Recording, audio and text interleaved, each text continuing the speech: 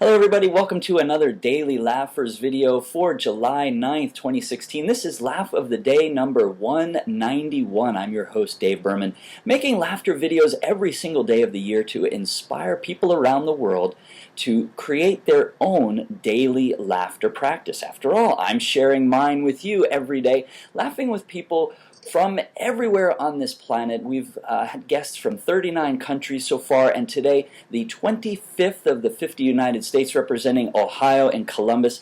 This is Steve Wilson. Steve, thanks so much for laughing with me today. I am so happy to be laughing with you, Dave.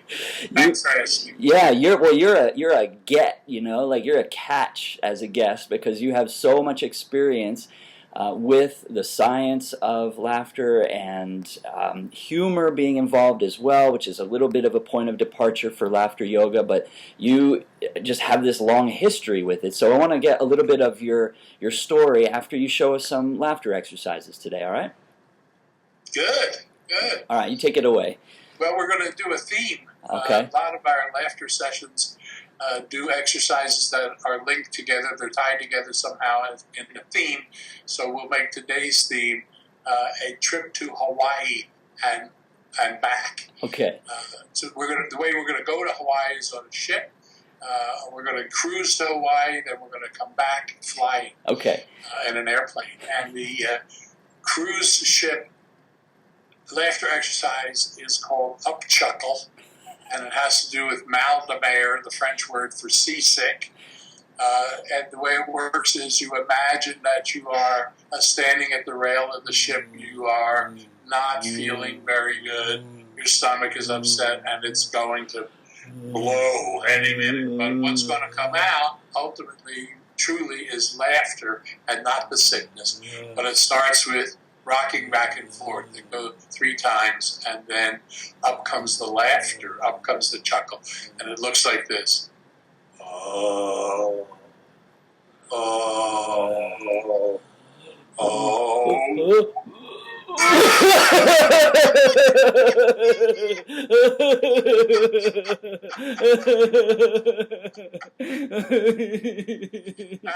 You've changed the seasickness to something very healthy. So that's Up Chuckle.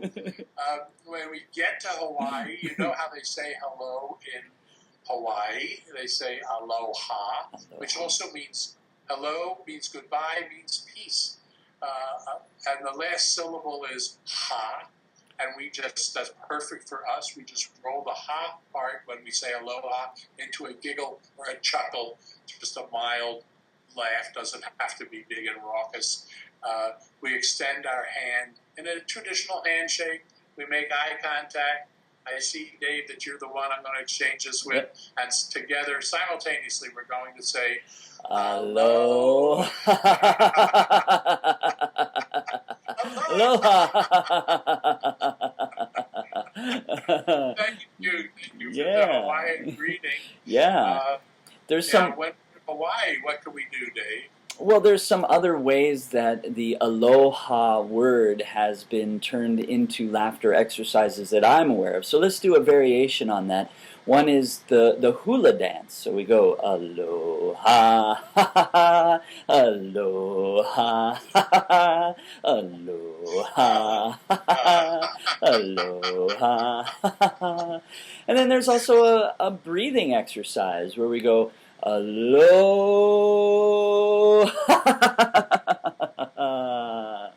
Do it with me. Aloha.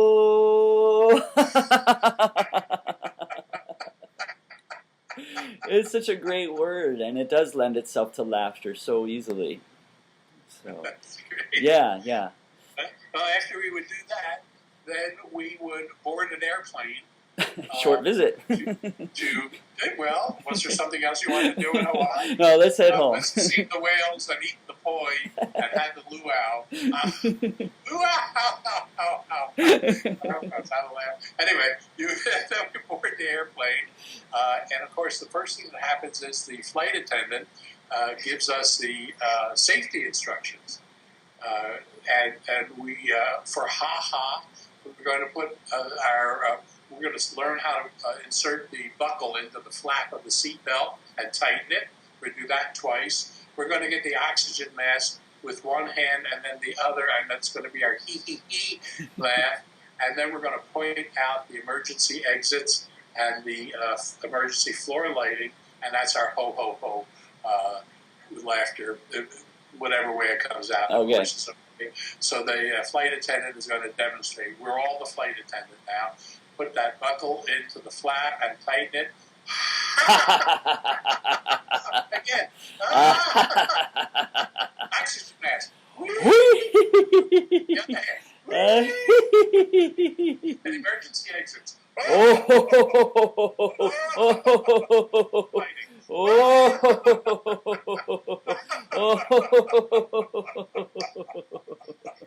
then we're on our way, and the sound of the engine, if it is where the laughter comes from, arms are out, just like when we were kids and we were pretending to be airplanes. We don't want to have any mid-air collisions, but we're going to soar, and we're going to turn, and we're going to be up in the clouds, and we're going to be aloft, and we're going to enjoy the view from up there. And we go, and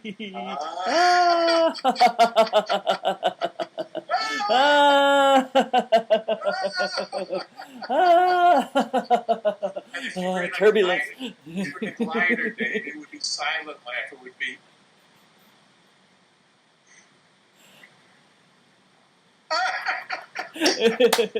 We're home safely. And great trip to Hawaii with laughter. Yeah, I love it. I love it when we have a theme through all the laughter exercises. Thank you very much. So you've been teaching people about laughter and incorporating laughter into serious science work as a psychologist for a long time, yeah? Oh, Steve, I got hooked on this in 1984 when one of the great granddaddies of humor in the United States and maybe around the world, Joel Goodman. He was the founder of the Humor Project in Saratoga Springs. And he was offering a workshop in Chicago for psychologists and chaplains and nurses and counselors and social workers. He said, I'm going to show you how to put humor to work in your professional work. I knew all my life that I loved humor. I had no idea about the science or the psychology of it. I went to Joel's workshop, and in the midst of that workshop, and he was showing what evidence was available at the time, and I said, I've got to do this. This is my calling. I can do this. So he really turned me on, as he did thousands of people. And so from 1984, I immersed myself in the psychology of humor. That was the thrust in the Western world at the time. Help people to have a better sense of humor, show them 6 ways, 4 ways, 8 ways. But if you get a better sense of humor, it's going to do 2 big things. We knew it at the time. It shifts your perspective. It gives you another way of looking at things from which maybe the unbearable might even be a little more bearable. Yeah. But you get a better perspective on your anxieties and things like that, your worries. And if you find something funny, you typically laugh. Yeah. And there was just beginning to be a science because of the influence of the Norman Cousins and people like that, Lee Berg, Bill Fry, and Patty Wooten. There was a science of laughter beginning to be available. So I saw these two as you integrate them, the psychology of humor and the science of laughter. And I just started down that road, and about 15 years later, was invited to India, where I met Dr. Kataria and saw what he was doing with a thing called a laughter club, which was unheard of in the Western world at that time. I saw it as this is a great therapeutic activity in the tradition of music therapy, art therapy, laughter therapy. Yeah. He and I ended up having a major lecture tour across the United States in 1999, and have been promoting this as this is my passion: world peace, health, happiness through laughter. And we created the World Laughter Tour. Imagine that you could maybe change the world with laughter. That was really inspired because of the internet. Fax machine, we could communicate with the world. Yeah. Tell us the current state of the World Laughter Tour for people maybe who haven't been a part of the global laughter community for a while, maybe never even saw one of our Laugh of the Day videos before, just what is World Laughter Tour today? World Laughter Tour is like a school. It's really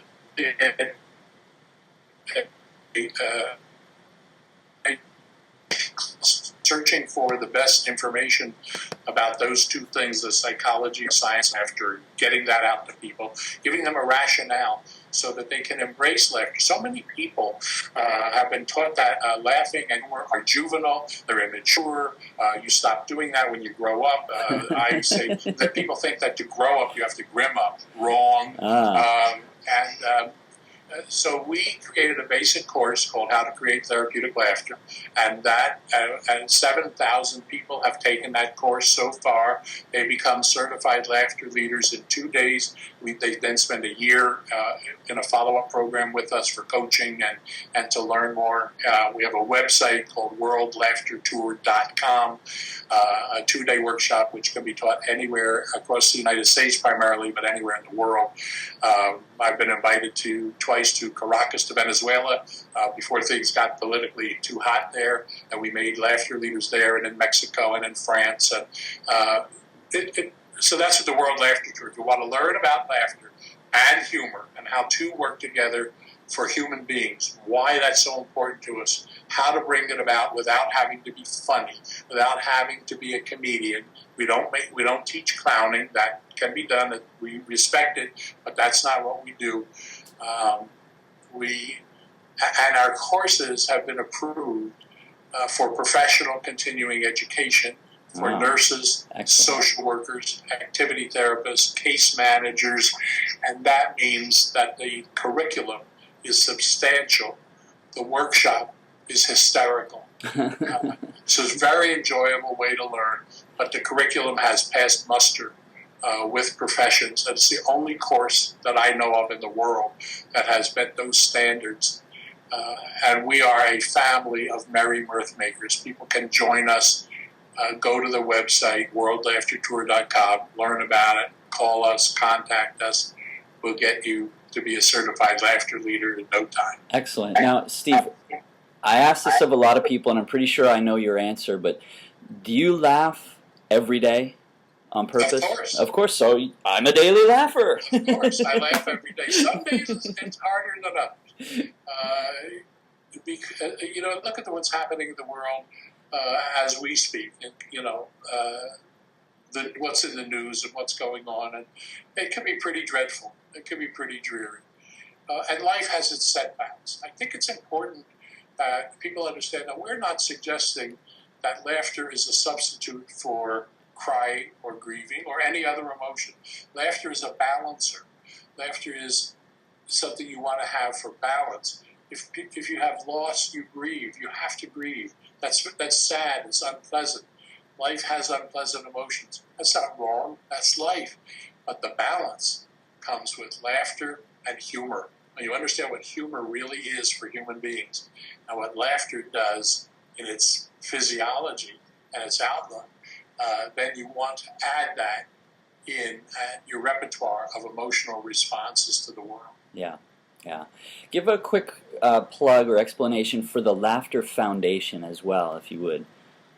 In 2003, my wife Pam and I saw a need to support people who are interested in doing what we call the laughter work. But we're short on funds, and we wanted to help them financially and morally to support their work. And we created the Laughter, Arts, and Sciences Foundation. It is what's called a 501c3 designated by the United States Internal Revenue Service, which means it is a non-profit or not-for-profit public charity. That's the official designation. People can make donations to the Laughter, Arts, and Sciences Foundation, and it's tax deductible in the United States. It has its own board of directors, and people can go to the special website for that called laughterfoundation.org. Right. And the Laughter Foundation You can see the projects that are endorsed and sponsored. You can make application. We try to make it very easy. If you've got a project, if you would like to go to a conference or a workshop and need some help with the registration fee or the tuition, or you need supplies for a particular project you have in mind, there's a simple application form there, and we do our best to help as many people as we can. So the donations that people make to Laughter Foundation on laughterfoundation.org go to support the laughter projects that you've endorsed there. Yes. That your board has endorsed. Also, beyond the projects that are endorsed, to help people who say, I would like to go to a conference, I need help with tuition. Okay, so individuals too. Take a course, Yeah. So we help with those things. What a great altruistic thing. That's fantastic. I'm glad to know about that. Thank you. You're welcome. All right, Steve, thank you so much for sharing a little bit of the history of your involvement with laughter, your fabulous laughter exercises, and your great work supporting others who want to do the laughter work. Our viewers should know by now we make a laughter video every single day this year, and we invite you to subscribe to the Daily Laughers channel on YouTube and join our Daily Laughers Facebook group and cultivate your own daily laughter practice. With or without humor, when you laugh, you change your body and you change your mind, and you will impact the people around you in a positive way. And so it's a ripple effect that we're starting here with these videos every single day. So please come back and check us out again tomorrow. Steve, thanks again. It was great to laugh with you. Thank you, Dave. My hat's off to you. A man with a kind heart and a keen mind and sky-high enthusiasm for something that's so important in the world, and we need you more than ever. Oh, thank you. Thank you. Okay. Great to laugh with you. All right, we'll see you on Facebook. Bye-bye, everybody.